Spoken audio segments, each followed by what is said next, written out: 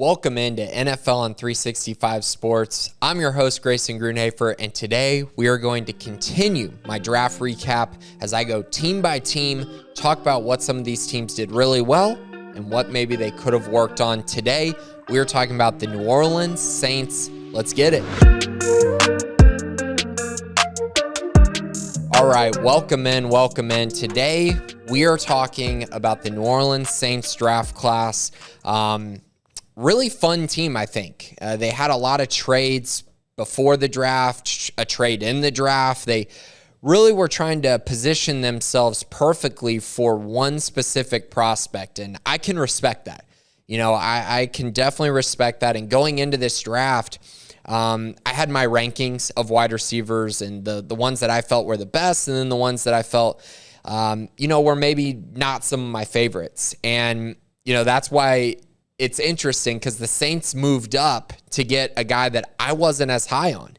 But to be honest, when you see a team go, hey, I'm going to keep moving up until I get this guy, it definitely makes you rethink some things. And so I sat back over the weekend after they made this selection, and I really thought to myself, what does this guy bring to the table, and what am I missing? So maybe I was missing something, so let's talk about it. At round 1, pick 11, the Saints moved up to take Ohio State wide receiver Chris Olave.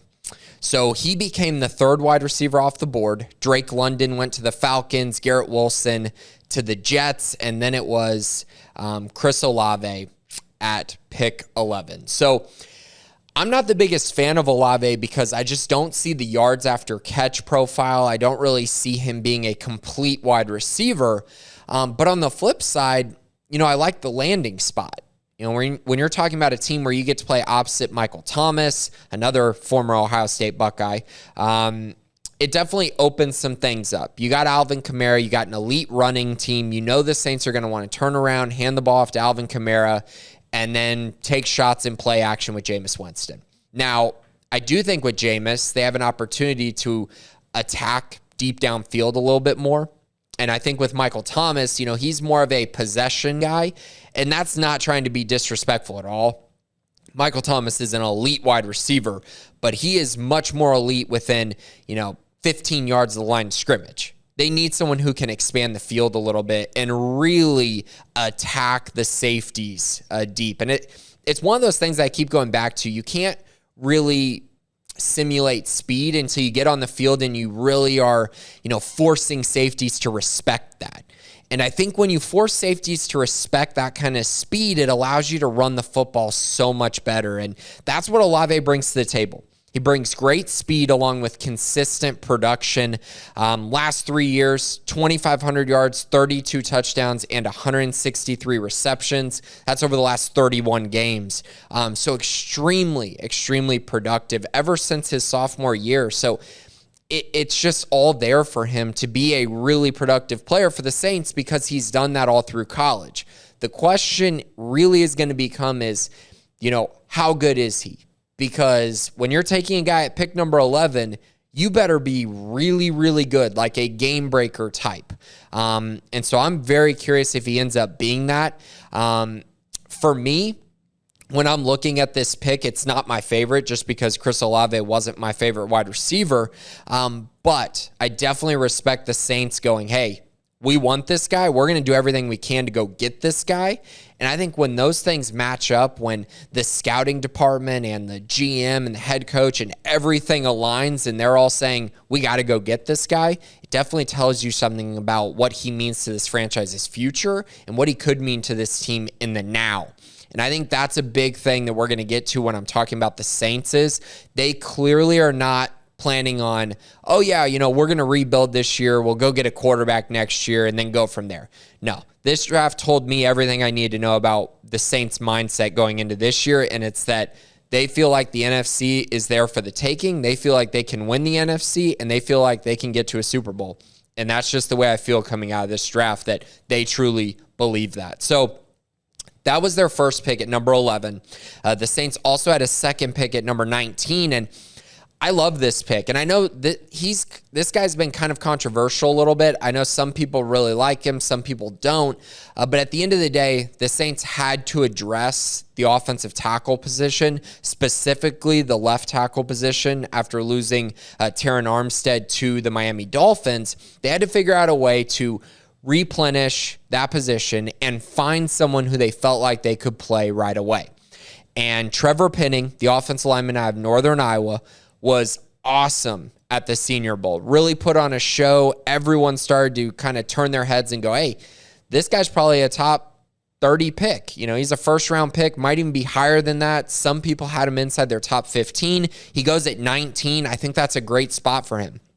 You turn on the film, he's got a bunch of starts there at Northern Iowa, 6'7", 325 pounds, great size. And I think the one thing that is unquestionable about what he's going to bring to the table is he's going to be a mauler at the next level. He's going to be able to help them run the football immediately. And to me, when you look at this Saints roster, they have to be able to do that. And that's exactly what they're going to do with Trevor Penning. He's going to be able to come in right away, make an impact on their ground game, and I think he can be really solid there. The area he's got to get better at is pass protection. He's going to have to improve there, and that's fine. He's a rookie. He's not a top 5 pick who you're expecting to be the best player, one of the best players on your team immediately.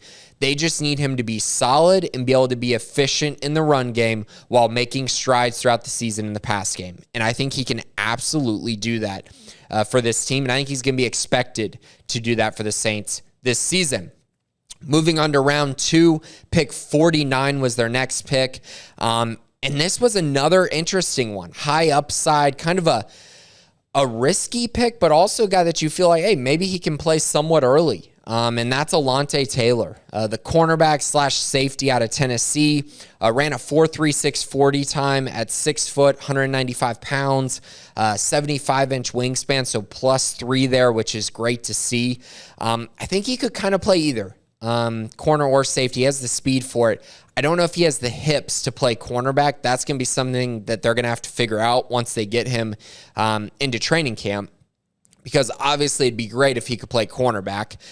That's a position of need for sure. But if he could play safety, if you feel comfortable with that, then you could move him there as well. There's versatility in his game, and I think he's much better at zone coverage than man coverage, which kind of speaks to what I was already talking about, how I kind of feel like he's more of a safety than a pure cornerback.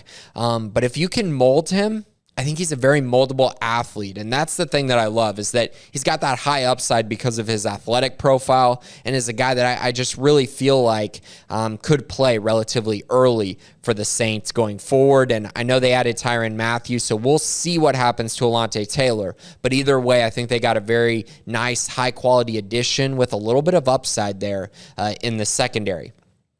I also wanted to mention pick 161, DeMarco Jackson out of Appalachian State, the linebacker. He's a good pass rusher. He can get after the quarterback, made a lot of plays, was Sun Belt Defensive Player of the Year, so he's definitely one to watch in their later picks as well. I think he could end up being a pretty nice player for the Saints in the future. I don't think he'll be right away. And then I also love the pickup of Abram Smith, the running back out of Baylor. Again, another running back add, but the reason this one's so important is because Alvin Kamara, we don't know if there's going to be anything legal that happens with him after his offseason incident. We don't know if he's going to miss games, so they really had to address running back, and they really didn't throughout the draft, which I found kind of surprising, to be honest.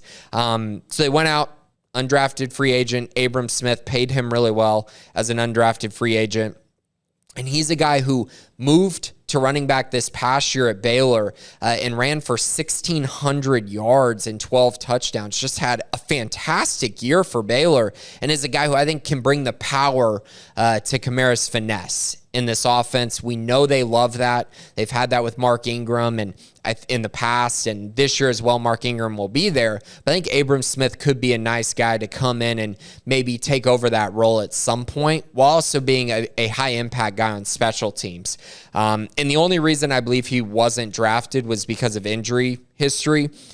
He's had injuries in the past that I think probably held him back from being drafted. But I think as an undrafted free agent, he's about as good as you can get for the Saints. So overall, I'm giving the Saints a B- in this draft. I think it was really solid. They addressed two positions of need. The depth, I think, could have been addressed even more at specific positions. But overall, a really nice draft for the New Orleans Saints. So I'll talk to you all next week. I'm going to continue doing these draft recaps throughout the week. And yeah, this is it for Grayson Grunhafer on NFL on 365 Sports.